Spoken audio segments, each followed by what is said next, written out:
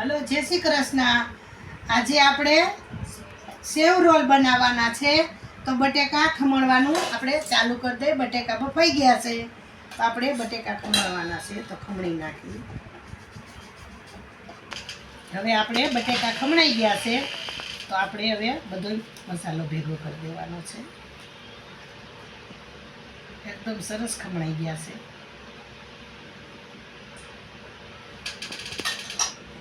હવે આપણે એની અંદર હળદર કરી દઈ। એની અંદર આપણે ચટણી કરી દેવાની છે ચમચી જેટલી। હવે એની અંદર આપણે ધાણા જીરું કરવાનું છે ચમચી જેટલું। મીઠું કરી દેવાનું છે,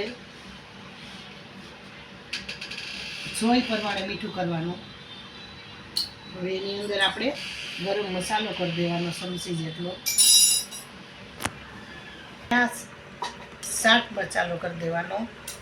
આદુ મરચી છે એને કરી દઈએ આપણે। આ પૌવા છે વાટકી જેટલા એને કરી દેવાના છે પૌવાને।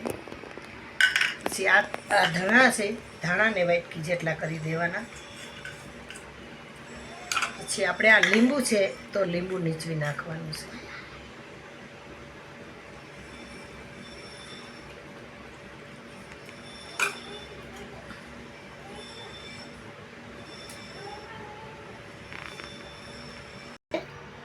ચમચી જેટલી ખાંડ કરી દેવાની છે। હવે આપણે એને એકદમ બધું મિક્સ કરી દઈ। પૌવા પલારેલા હતા, પલારીને નાખવાના વાટકી જેટલા।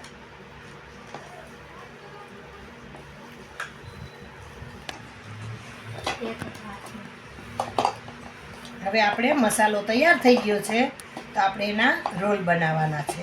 તેલ લગાવી દીધું છે, હવે આપણે એના રોલ વારવાના છે।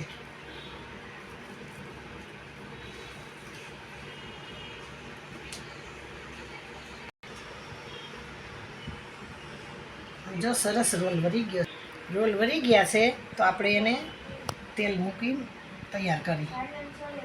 પહેલાં આપણે તેલ મૂકી દેવાના। હવે આપણે ગેસ ચકવી દઈને તેલ મૂકી દઈએ। હવે આપણે તેલ મૂકી દીધું છે। હાલો આપણે હવે આ કોર્નફ્લોરનો લોટ પાણીએથી ધોઈ નાખવાનો છે।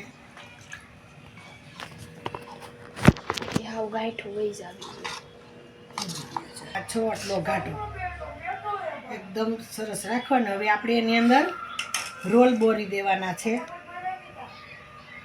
આવી રીતે રગદોડી દેવાના ચમચીએથી।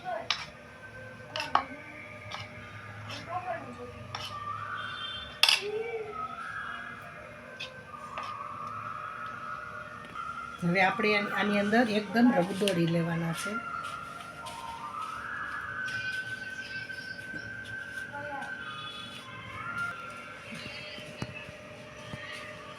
હવે આપણે અહીં સાઈડ ઉપર મૂકતા જાય।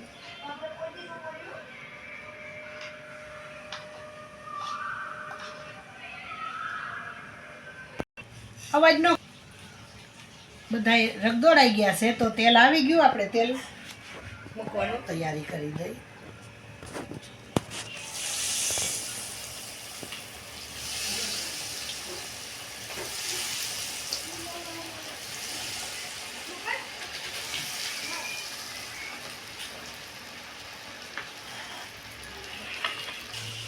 અને એકદમ આમ લાલ પકવા દેવાના છે, મરૂન કલર જેવા થઈ જાય ને ત્યાં સુધી આને પકવવાના।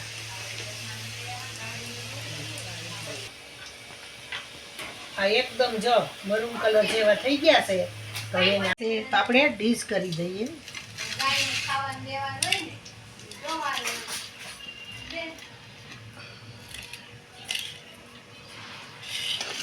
હવે આપણી ડીશ તૈયાર થઈ ગઈ છે। જો તમને ગમે તો લાઈક કરો, શેર કરો અને સબસ્ક્રાઈબ કરો। લાલ બટન દબાવવાનું ભૂલશો નહીં। જય શ્રી કૃષ્ણ। કોમેન્ટ જરૂર મોકલજો।